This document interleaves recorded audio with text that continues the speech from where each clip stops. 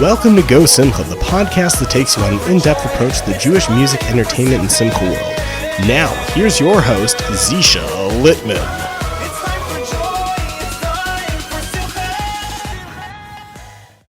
Hey everybody, welcome back to another wonderful episode of GoSimcha, the podcast. We're actually sitting down in our studios this week with a very special guest. We also do some work with him in other realms as well, not just on the podcast. And he is very interesting, and I can't wait to have him tell his story. Not only is he a rapper, but he is also a Rosh Yeshiva as well. I know he doesn't look like it from the headband, but he is also a Rosh Yeshiva and a big Talmud Chacham at that. And I'd also like to say that this week's episode of GoSimcha, the podcast, is sponsored by Book Like a Boss. Book Like a Boss is a very cool platform. It is an all-in-one scheduling software that you can use it's basically like the best tool for freelancers out there on the market. And I have to say, I use it for some of my stuff, and it is truly boss-like. So Book Like a Boss, you can go sign up for them on www.booklikeaboss.com. I'll give you a link in the show notes. So without further ado, I'd love to welcome my guest to the show, Shmuel Herenstein, also known as Pashut Herenstien, or also known as Pashut. So Pashut, what's going on, bro? How you doing? Yeah. Welcome to GoSimcha. Thank you for welcoming me to GoSimcha. Thank you for having me on the show. My pleasure. It's great to be here in Beit Shemesh. Simcha. Shemesh, it's dope. For sure. So what's your deal? What's your story? Alright, so what's my story? It's a loaded question. It's a loaded question because, so much to say. I've been through a crazy life. Been through, man. Hopefully go on for a lot longer, continuing on the hustle. But I grew up. I was born on Christmas Eve in Bein Hashmashos, 1989. Got my bris milah on New Year's thing, just like that other guy who was born on my birthday twin. I don't know. And then, at age 9 months, I said my first words. And my first words, I was in this hotel with my grandma, and she was like, light, light, light. And she was trying to get me to say light, light, light, light, light, light, light, light, light. There was a lot of chandeliers. And so I was like, I. And those were my first words that I ever said. And then I was destined to be a rapper. All right. That's really cool. But I didn't know it yet. Oh, you asked me another question? No, but If you asked me such a big question at the beginning, I'm like, where should I even start? No, for sure. But how did you get into? I mean, you do so many different things. Not only you're a rapper, but you also have a yeshiva. You also have multiple shiurim that you put out on the internet. And from just looking at you, style, people would never guess that you have a yeshiva. You put out shiurim, and you do all these things in the Torah world. But how did you get to that point in your life, and then where did the music come in? Right. So the whole thing for me is a very holistic piece of art, the life that I've lived, because the real art of an artist. I mean, you have his art, then you see the real artist, the life that they lived, like Eminem. Right? Which is good, right? It seemed and so for me, then I'm explaining to you how I became a rapper, how I became a Rosh Yeshiva, how I had to start from the beginning. The next stage in the story, I guess, is Eminem, because those songs, man, Eminem, Talk to Me, when I was growing up, Sing for the Moment, my favorite song ever, and Lose Yourself, and it was real feeling, and so I was always connected to rap. When I was 14. I was in a car accident. I was hit by a car on my bike, broke the windshield, immediate coma, smashed my head on the floor, on the thing, gushing blood, whatever, the whole crazy thing. Airlifted me to the hospital. 2 brains. They told my mom, right? They said to my mom, either he's gonna die, or he's gonna be blind, paralyzed, and mentally retarded. And Stark. Yeah, very stark, yo. And that was the doctor's prognosis. And I got used to hearing, this is no, right? Mm-hmm. And so the doctor said, blind, paralyzed. I was like, let's see, right? I was in a coma at the time. was like, and so 2 braid surgeries, 198 stitches later, I 12 to 14 days later, I woke up. And like, it's kind of like being born again. They say like, oh, like, you know, in Kill Bill, you know, Uma Thurman's like, oh my God, and she knew exactly what happened, and then she was able to wiggle her big toe, and then she was able to bite the tongue off of Buck, who had certain proclivities, and she smashed his head in the window, in the door, right? And so anyways, yeah, sick scene, sick movie, saw it in the hospital actually. And so anyways, and I was like, and I saw it in the hospital, I was like, that's not how comas are, that's not how it works. It's a process, right? Okay. It's a process. You wake up from a coma, it's like being born again, you have to like learn how to do stuff, you can learn how to hold silverware, learn how to go to the bathroom, learn how to play baseball, catch, throw. And, but ever since that happened, I was like, people were saying to me, like, oh my God, right? This bad thing to say to a 14-year-old. They're like, oh my God, this guy. You know, this guy, he's gotta. And so, like, God saved your life. You gotta be pro. I was born in a modern Orthodox, like, community in Lawrence. I didn't really, like, connect so much to religion. But my dad always read me Little Midrash said, and really instilled the love of life, love of Torah. Love of life, still working on it. But instilled the love of Torah in me from a young age. And so I have a lot of Hakaras Tov to Avi Mori. Anyways, woke up, kept on like getting better. They said there's no chance of moving me from hospital to hospital, here. Always thinking, putting me in rooms with people who were going to be vegetables for life. I remember it. It was crazy. The guy next to me, I don't remember what religion it was, but it was one of these Eastern religions, and like one of the ways that they did was they were like throwing rice at him. It was Christianity, actually. I don't even know what it was. I don't know what they were doing, but I remember the view on this guy's mom's face when like her son had the exact same injury as me. The guy across from me was in like a cage because like he was in a motorcycle accident. These people had the exact same injury as me, and I was like getting out of bed, walking eventually, like playing baseball, and her son, right? And so I'm doing it for all of those, for the guy who's next to me, and I'm doing it for the guy who's across from me. I'm doing it for everyone who has like things happen to them, right? Mental, physical, you know, people who they told that there's no way that you're going to be able to be normal or do anything, and being normal, by the way, is not one of my goals. But we'll get into that, right? Being normal is not like whatever, but you're not going to ever be able, you know, you're never be able to come back. Right. You know, for every person that they told, there's no chance. After you got out of the coma, what you started getting more into learning and more into. Because everyone was telling me, like, yo, like you God saved your life, blah blah blah blah blah blah. And so I got really, really religious. Right. You know, I got religious and said, and I was like, Shmuel, can you bring some milk over from the neighbors? And I was like, I can't, Mom, because that's so big on the Eruv.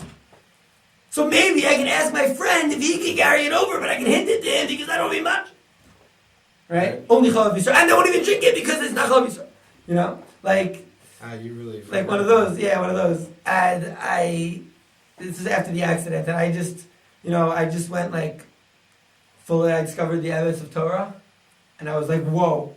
And I went full in, and obviously I went and I became Haredi, because all the people when they first get from, they go towards like they cut through all the BS of like the modern Orthodox and like the picking and choosing, and they go, okay, where's the real?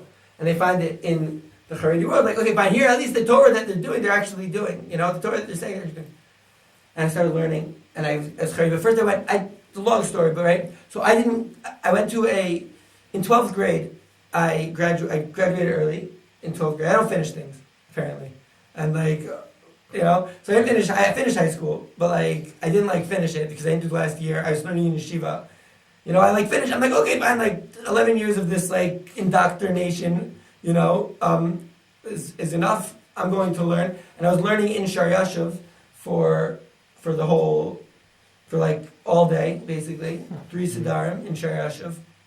And I didn't know what to choose when I was going to Israel. So I was like, okay, I'll just choose HaKotel because HaKotel has a great location. Right. And I went to HaKotel, and it was awesome. The Torah there was amazing, the Rebbe there was amazing. But there was one Indian. This is an Indian that bothered me. I always talk, right? At the time, I was like, yo, how are you not going around Shari Yashav? I was like, there had 3 things. I was like, yo, how do you smoke? Like, how are you like not living in Israel? Like, it's so clear. How are you smoking cigarettes? Like, it's so clear that us. Like, I don't buy the vort of Shomer Pesayim Hashem.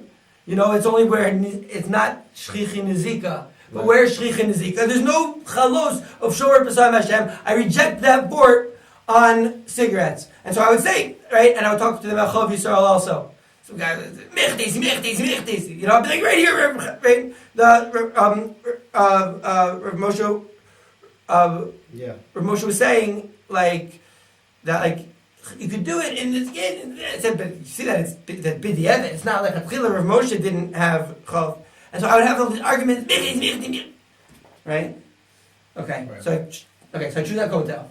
Yeah. I go to Yeshiva Hotel, and in the Yeshiva Hotel it was great, but like I was in the American program, and it was like one hand, right? It was like. Imesh Gachech Yerushalayim. Yep. Right? And the other hand is like, I got my ticket to YU right here. I'm gonna get to Roma. And I was like, yo, I couldn't deal with it. I couldn't deal with like the, I couldn't deal with it. I'm an intellectually honest guy, and I couldn't deal with that version, right? Of that this is like what I'm supposed to, right? So I couldn't, right? And a lot of people, by the way, in our hotel stayed in Israel, and like, and a lot of people went back. I'm not talking about it. Everyone has their own path. But at the time, I was a firebrand even more than I am now. And so I was like, yo, I can't do this. Right? I was like, I shouldn't have gone to the Tziyonim. And I went to yeshivas, Rav Herenstien in Meir Sharim. Wow. And in Meir Sharim, I went to Tziyonim Achutza. The Torah there was amazing. Rav Herenstien, one of the Gedolim, Talmud of the Rav, Rav Soloveitchik, one of the main Talmidim of Rav Soloveitchik. Absolute Gadol in Torah. Bucky in Rambam. Bucky in Shas.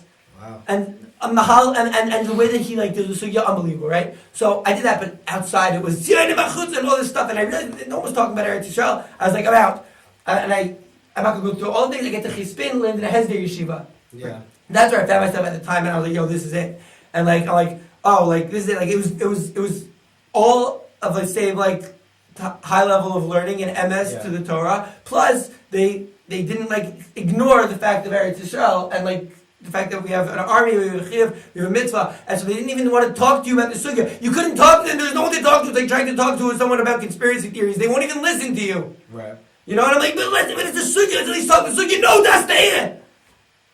So I was like, okay, fine. 2 years in Chispin, learned a lot. Went back. Somehow ended up coming back to. I wanted to go to Jerusalem to join the army. Right. And I ended up in the Mir by Rav Asher, the Gadol Adoram Limud, Zaygesund and Stark. We learned Gittin Yevamos and Nedarim. Wow. And and then but I was still, I wasn't, I got to the 8 Podiosis. Rav Asher was here, I was here, right? There was 1 table difference between me and Rav Asher. Social distancing. Yes, social distancing. He's like, a little, right? And it was amazing learning, and learning the entire Masechta as a sugya, which is like a totally new thing. He's the Gadol Ador in Limud. And I got that, I wasn't happy. I got to like a point where I just like, this is also, I'm in the 8 Podiosis, but no one's talking about personal symptoms. No one's talking about like, are you happy? It's not even an Indian. It's like, oh, like, do you have a chalat? Right? There's no kiyum of simcha, right. And so they don't give any importance to it. Right.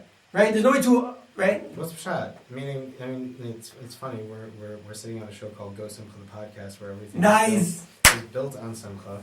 And what's Pashut? Like, because when we're sitting and learning Torah, we're supposed to enjoy this Torah. We're supposed to be sameach the Torah. The Haravna. We're supposed to enjoy the sweetness of Torah. So what's Pashut? That like that you weren't finding that simcha in the Torah. So what's the Pashut that because the Pashut is why, and it was me. I was in the 8 Podiosis. I was just kept on going to higher until I found it, and I said that it's not taught there's not a focus on that in the Jewish world, in the yeshivish world, and I think the reason is what we were just saying, is that because there's no kiyum, there's no way to like mekayim. If it was like kiyum, like what's the shear? But But it seems fakir though. You're sitting to be mekayim. You're sitting in mekayim and learning the sugyas. It should bring you geshmak. But you're learning the sugya of Shorsh Nagach Hesapara. Not that I have a problem with Shorsh Nagach Hesapara, Taylor Ketera. But you're sitting there learning Shorsh Nagach, and no one thinks, but how does that make me? Where's Tin Chalkenu B'Toratecha? Right. Everyone's got to find it themselves. And no, everyone's got to dress the same. Everyone's got to be exactly the same. You have to have the same line of thought. And if you go one thing out, then you're off the derech. Right. What about Chalkenu? Right. So that's really interesting. So then what happened from there with you? So then I joined the army. I was like, all right. I paskined you got to keep moving. There's more music to make. You've gone through like all the spectrums of like you literally ran the gamut of the spectrum here in the religious world. In the religious world, right? But I wasn't done running the gamut of the Torah world. It's interesting that you said that there's a difference. Yeah. That's quite an interesting diak there. Yeah, diak. So then I went to the army, right? I went to the army. I drove tanks in Tzuk in this war in Gaza.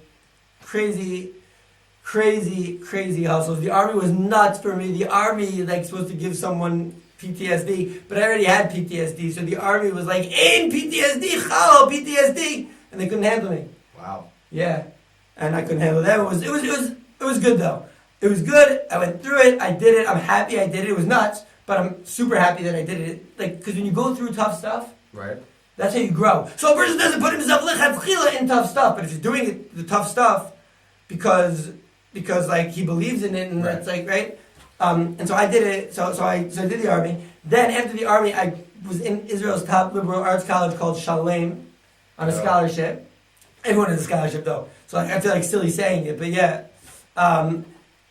It's like a liberal arts college, and basically I was stagging like crazy. I went to Jordan after my first year just to chill.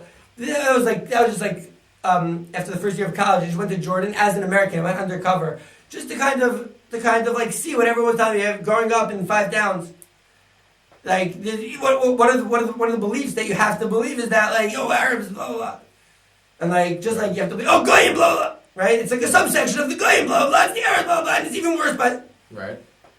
And I was like, I'm gonna go to Jordan undercover. I did a fake Facebook called Zach Heron, and I went undercover. The guys in charge knew that I was from an Israeli college, the only way I was able to get in. But I told them listen, I'm coming as an American, right? It wasn't such a far stretch.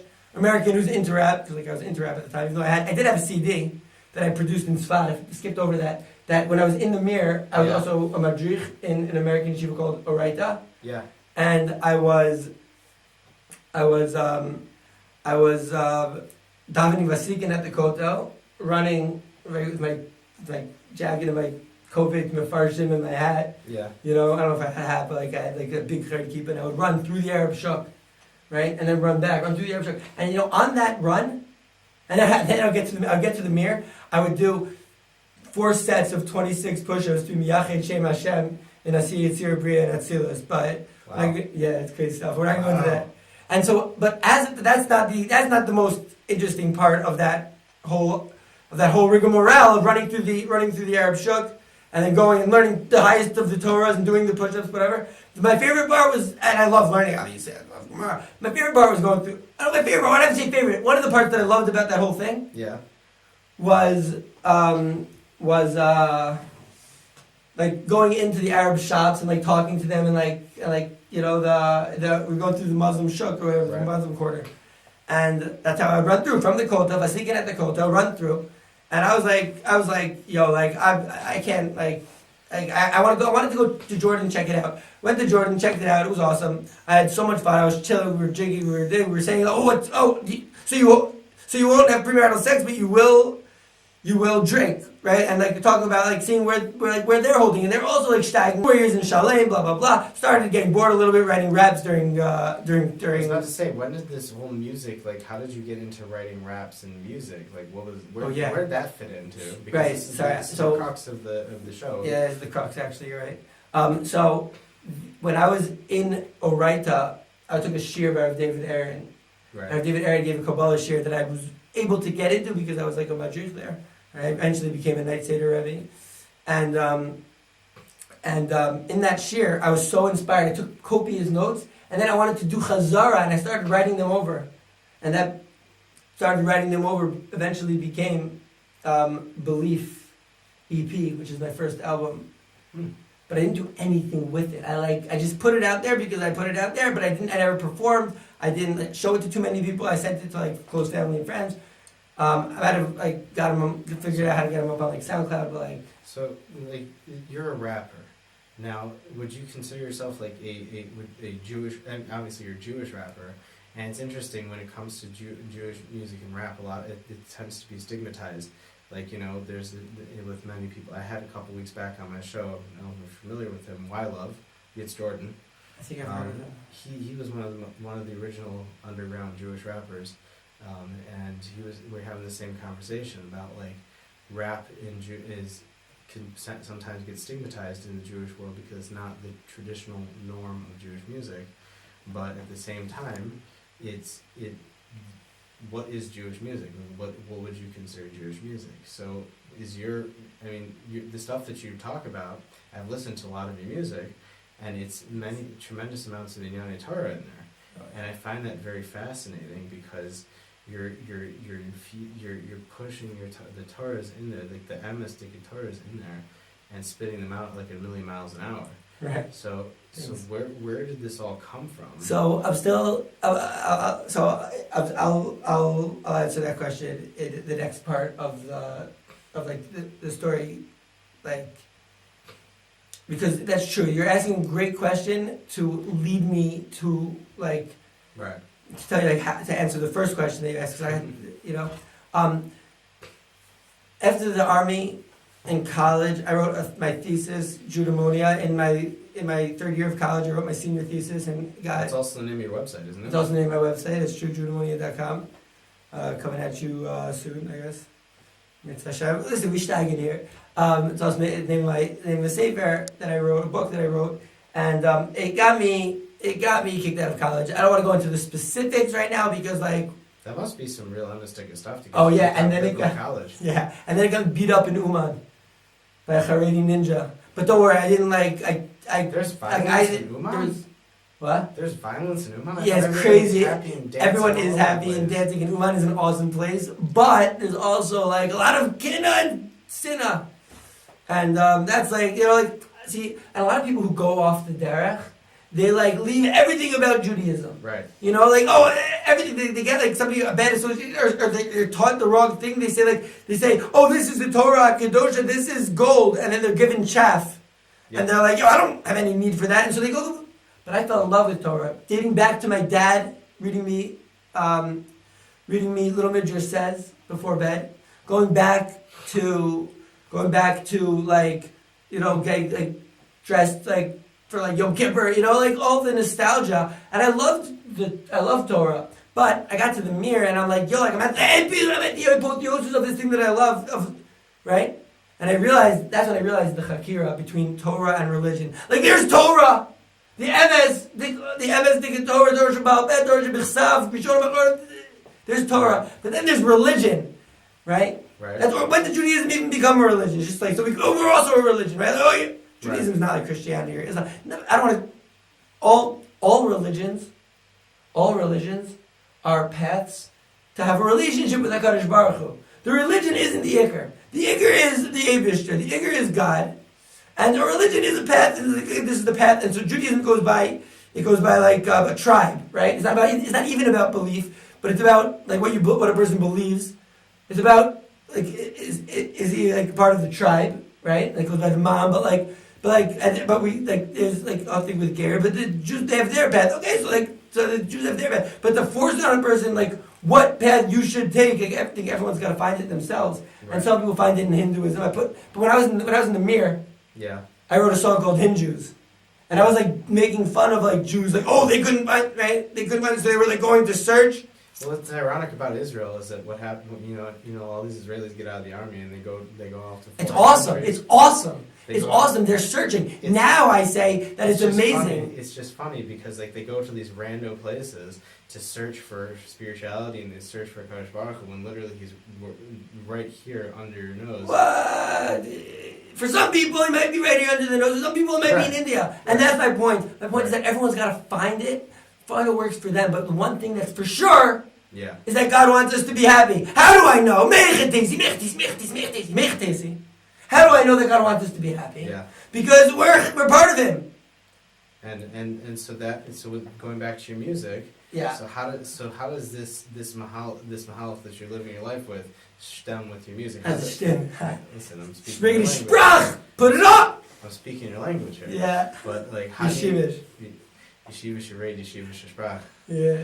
Oh, those guys are heroes. They were getting that. They were making songs like this. So those guys are inspirations for me of making songs that are like yeshivish, but like right. So they're inspiration a little bit. Rabbi Waxman's also a huge inspiration. Rabbi Waxman's the biggest inspiration of my Jewish stuff.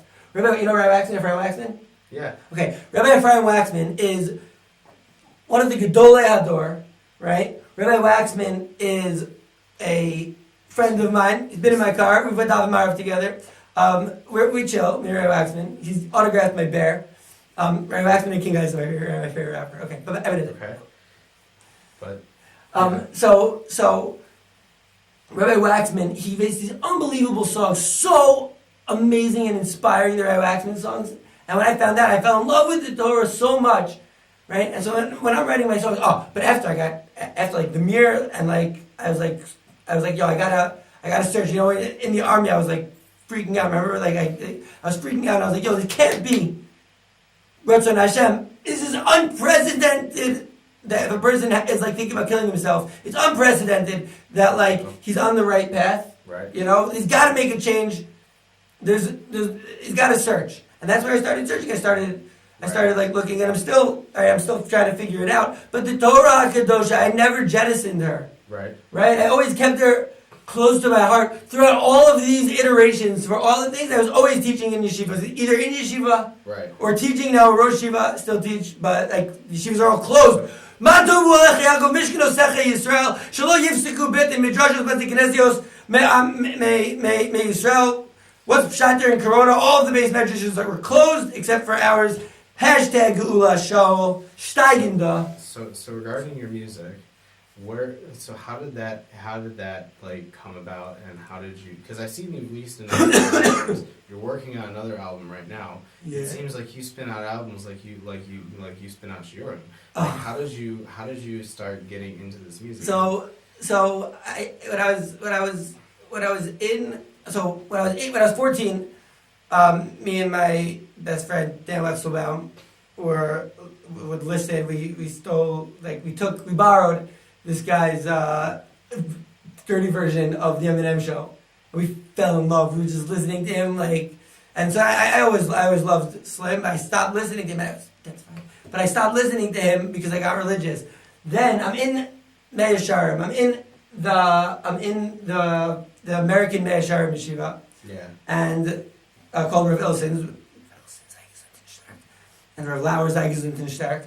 And I go up to my room, and there's someone sitting on my chavrus, wait, it's not my chavrus, I get a little foreshadowing. Anyways, someone's sitting on my friend's bed. Yeah. My friend is sitting on his bed and playing awesome guitar. Yeah. And my other friend is Moshe Gersh, and Moshe Friedman, who's my other friend, was destroying rap. And I was like, oh my god, this is like so dope. Yeah. Like I didn't even know that was possible. From then, like it started ever since I saw him killing it. By the way, their band is called the Living Wells. They had a band together. Moshe Gersh, Moshe Friedman, two amazing Yidden, and amazing musicians, and like you should check them out. Okay, Living Wells. It's a brilliant name. Okay, so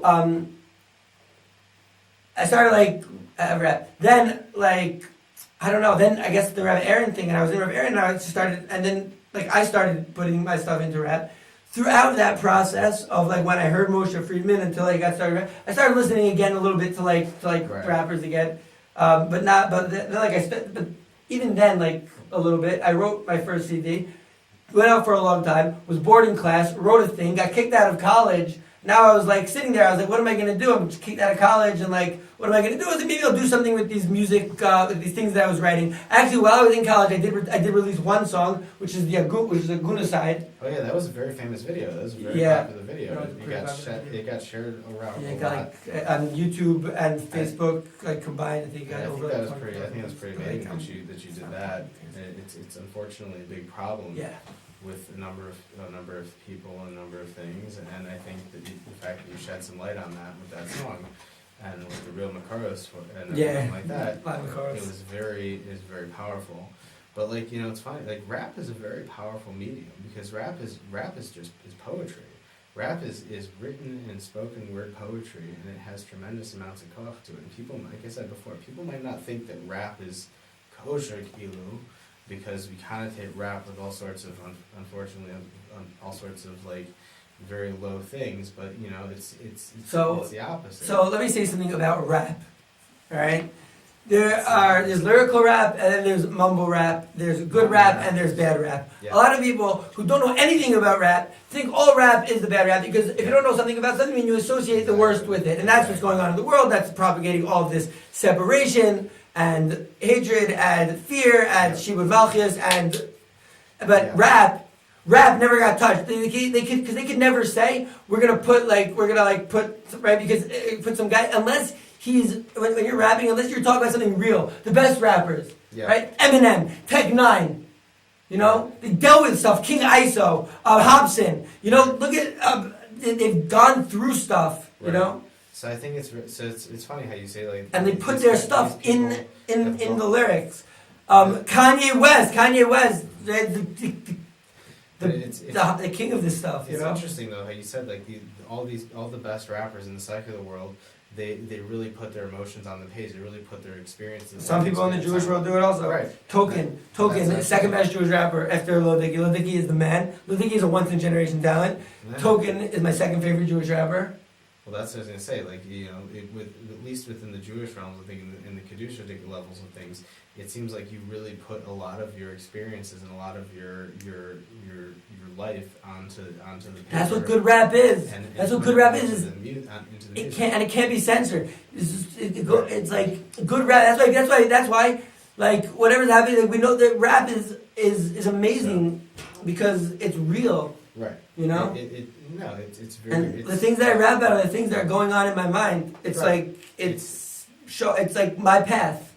So what would you say about the how rap is kind of like making a resurgence in the Jewish music scene, like with people like Nisim and is amazing. He lives here, I know. He's your bud. He's my homie. So me and Nisim, Mr. Steig, me Nisim and Yosef Brown. That was great. We used to learn Gemara together. We met Newman. I met them in Newman. I actually met Zach from Zeesha earlier, but then I met Shlomo and Newman, and like we really chilled in Newman this past year. I don't know, this coming year, by the way, Newman is going to be crazy. I can't wait. I'm sure people will probably, if they can't fly there, they'll swim there. Yeah. Oh, it's on. Oh, it's on. Wait, you got a question about Newman? If it's on, it's not. It's on. Or they'll apparate, but or what? Or they'll apparate. Oh, that. Yeah, they'll snap their fingers and magically. Oh, speaking of Harry Potter. Yes, but no, my question. Oh wow. I'll show you that later. That's hardcore. Yeah. No, but like, what would you say? Like, it seems like Nisim has kind of made rap in the Jewish world more mainstream and less. Well, stigmatized. Nisim, but you can't talk about rap in the Jewish world without talking about Matis. That's true. And like Matis was the first I know of, first Jewish guy who really conquered it and destroyed in the secular world even. Well, yeah. Well, there were people who came before Matisyahu in the same. Yeah, the Beastie Boys. In the same, well, I'm talking in the Jewish rap scene. At least I told you Who? a couple weeks ago. I had Yitz Jordan, also known as Wildlove, on my show. Wildlove, right? You have Matt Barr, who's doing it. Decent Kosher guy. Dills. Kosher Dills. Shout out to Kosher Dills. So there was a number of people. Love Kosher Dills. Me and Kosher But chill. I'm You know, talking he's more, I'm we've talking got more shows in together. like the from sector of like Jewish rappers, and it seems like, Listen, so Nissan Black is like yeah, in the from section. Here's the thing that's beautiful about Jewish rap. So you have Nissim.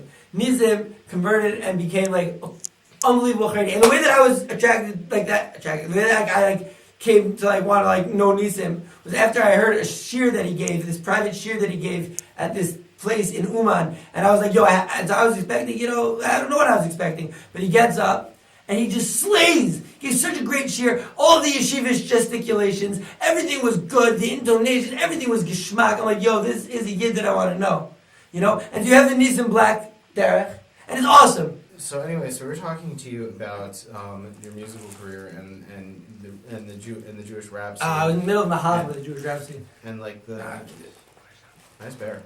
Thanks, Cyber Rabbi Waxman and King Iso, my favorite rapper, my favorite rabbi. Very nice. No, so Matt, we were talking about how rap has become the sort of normal now, actually, in the from Jewish music scene. And I'm talking about this because this is our general audience. Right. Yeah. No, for sure. That's what I was saying about the Jewish music scene, which is that you have Nissim's ultra Haredi thing, and Nissim does it better than anyone.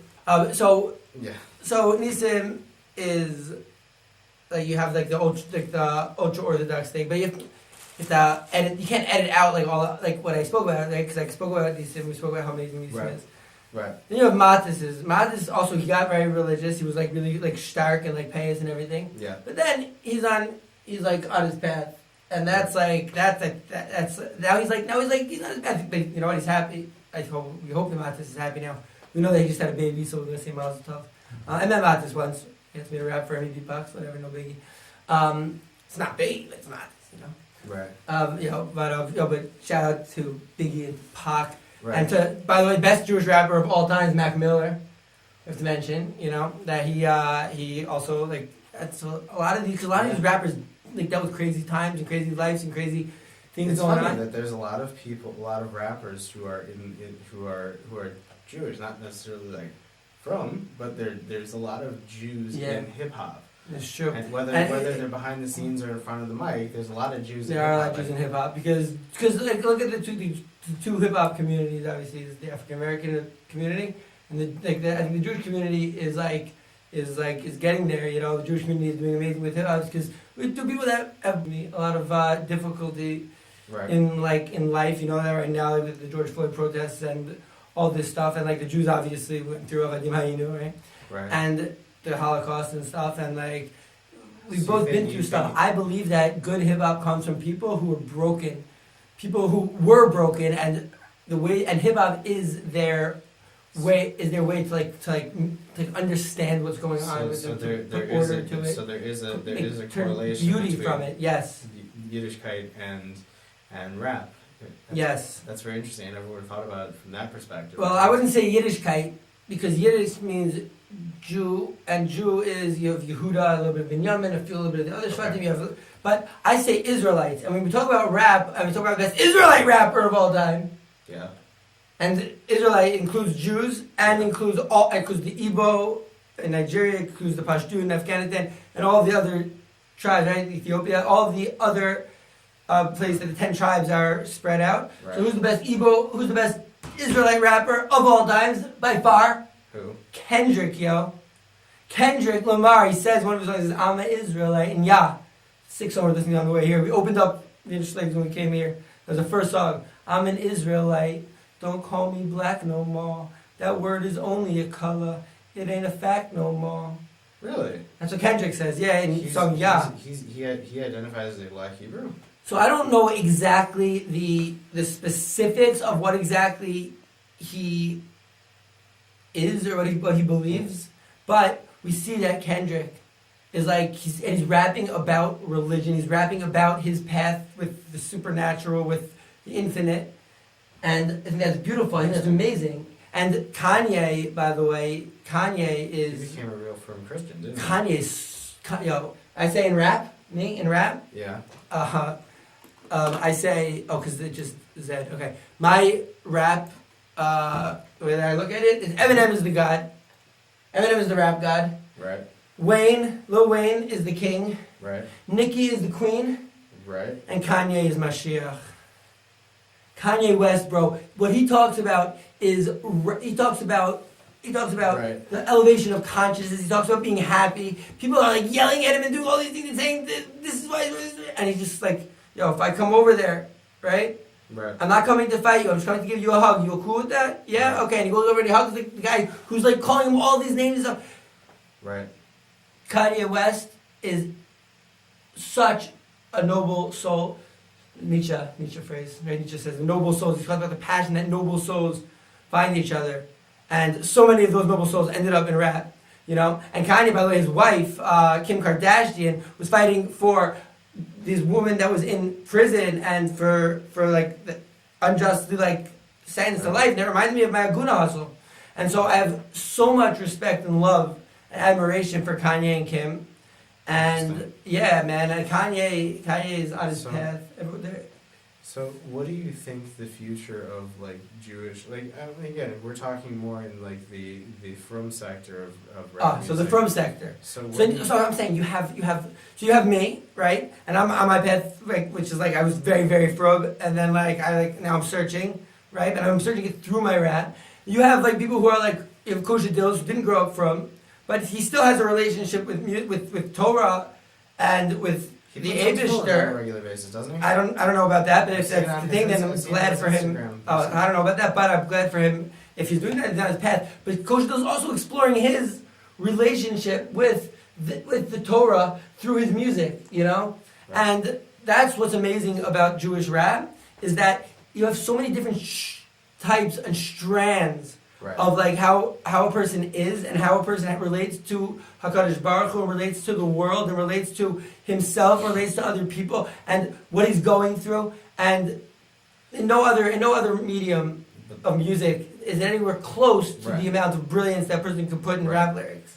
But the bottom line is you gotta be happy, you gotta be Exactly, bro. And that's the idea, because we're Chelek Eloha, and HaKadosh Baruch Hu doesn't want us to suffer because we're him. It's obvious, right? If you stub your toe, it's not your toe.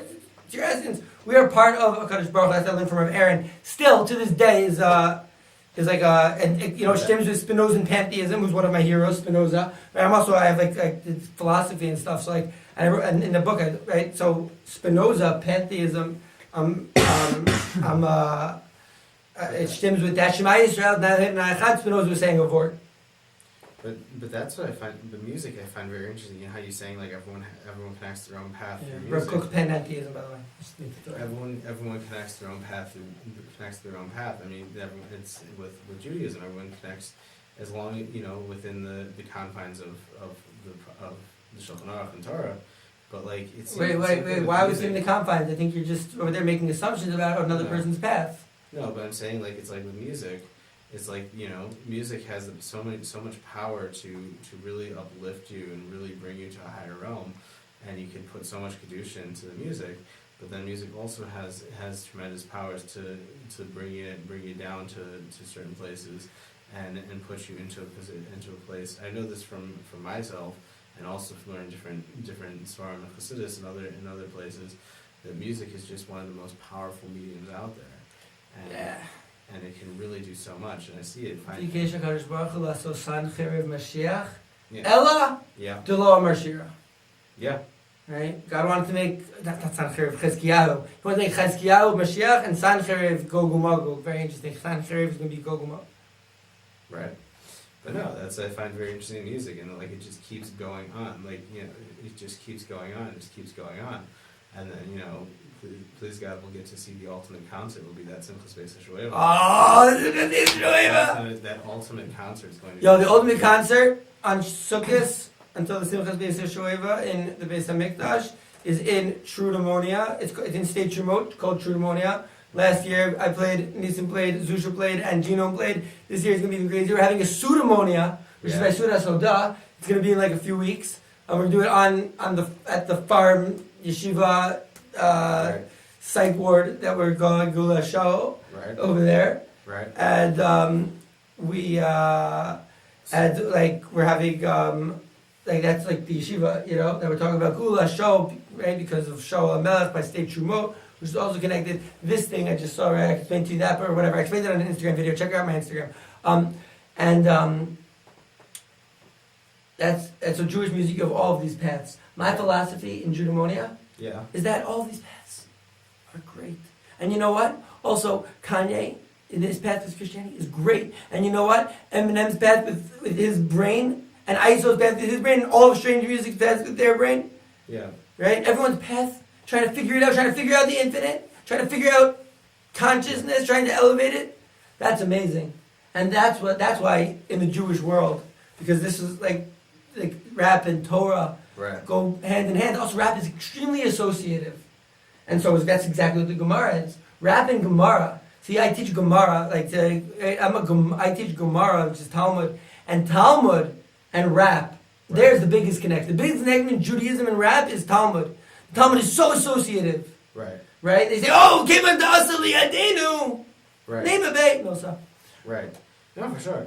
And it's cool. Well, you know, I have to say this was quite the trip, quite the experience having you on my show. Sitting down with you, getting to know your story, it's pretty intense, and I see how it comes out in your music and everything like that.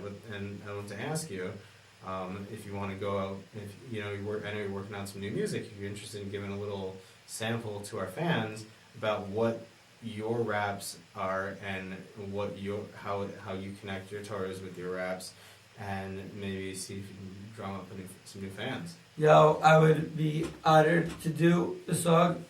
The first song of my soon-to-drop album, hashtag Corona Opportunity EP. Right? And by the way, it's also the copper is spelled because it's a copper snake.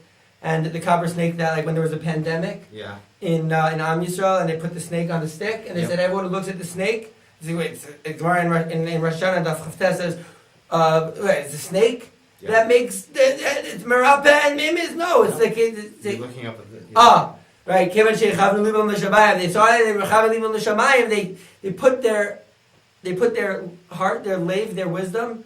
They put it on shamayim. They put it on spirituality. They put it on that infinite thing. They put it on the search, on the super chill. Right. And that's what healed them. So I made this snake way before, and it has like stuff in it. You can check the Instagram video. That's where I talk about it. But that's the copper snake and. That's pretty cool. Yeah, so I have this song. The first song on my CD is called Yiddish Rick. Okay. You know, it used to be called Zest Lark, but I changed it on the car ride over here. I was like, "Yo, look at this shirt I'm wearing. I'm gonna call the song Yiddish Rick." Okay. All right, let's do it. So now we're actually gonna, at this point in the show, we usually have our guests do a little show for us. And we got Pashut debuting, well, not really debuting, but talking about his doing a little bit of his latest song. Debuting, yo. And it's gonna be some fun stuff. So without further ado, the first time I've done it, Yiddish Rick. First time I'm performing. First song on my new album. Let's do it, yo. From every trauma, cultivate an opportunity. And through Corona, we could rage the pasta unit. Words greater than the etymology of eulogy, like you could be.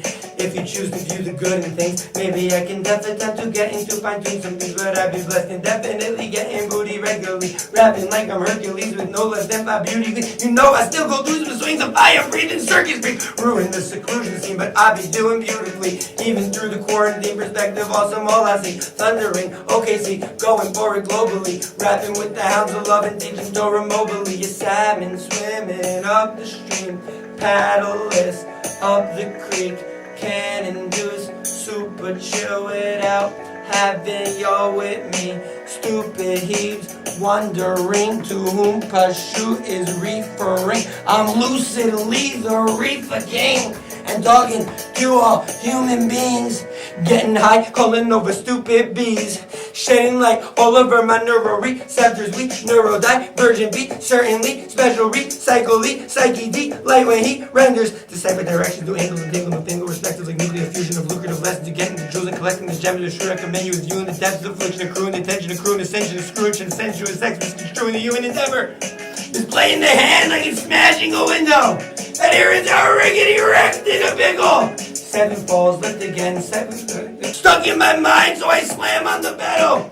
Yiddish Rick, Eminem, infinite, infrared, fins on a riverbed, everyone gingerbread, stuck in their house like they Hansel and Gretel. Grim on my roof and I had in a fiddle. Madness was my method, advanced through the struggle. Hazardous shepherd can't wear me a muzzle. We quest peace together like sharing a puzzle. Like when I be lamping with girlies that's Muslim. Makluba, basbousa, yeah, all of it scrumptious. He smiles our uncle, we're technically cousins. When haters arise, we just shrug and go stuck 'em. Salmon swimming up the stream, paddleless up the creek. Can induce super chill without having y'all with me. Stupid heaves wondering to whom Pashut is referring. I'm lucidly the reefer king and talking to all human beings. Wow. That was intense. That was absolutely amazing. Yo, thank you so much, bro. My pleasure. Thank you so I was much like, okay. for coming on my show. Thanks for doing that performance. Oh, yes. And I really am telling you, I think it's really cool, and I think you're gonna your raps, your music, your Torahs, you're really going places. I heard now that you're really working on building your YouTube presence, your social media presence. Yeah, I just gave it to some guy to handle it, like, you know. Yeah, I heard you're in good hands. Yeah, I'm in good hands. Yeah. That's for sure. Those guys, from what I've heard, building your YouTube presence, building a YouTube presence, coming out with a comic book. I have a pizza store called Steigenza. I have a yeshiva called Gula Show. You have a pizza store? Oh yeah, called Steigenza. Steigenza! Oh my you gosh. Know? like Steigenza. Okay, anyways, I do all, yeah, it's great. You've just listened to another wonderful episode of GoSimcha the podcast. For more news, updates, and information on our next episode, like us on Facebook. Follow us on Instagram at GoSimcha Live, and don't forget to check out the show notes and videos on www.gosimcha.com along with zeradio.com. Thanks for listening, and remember, Go Simcha!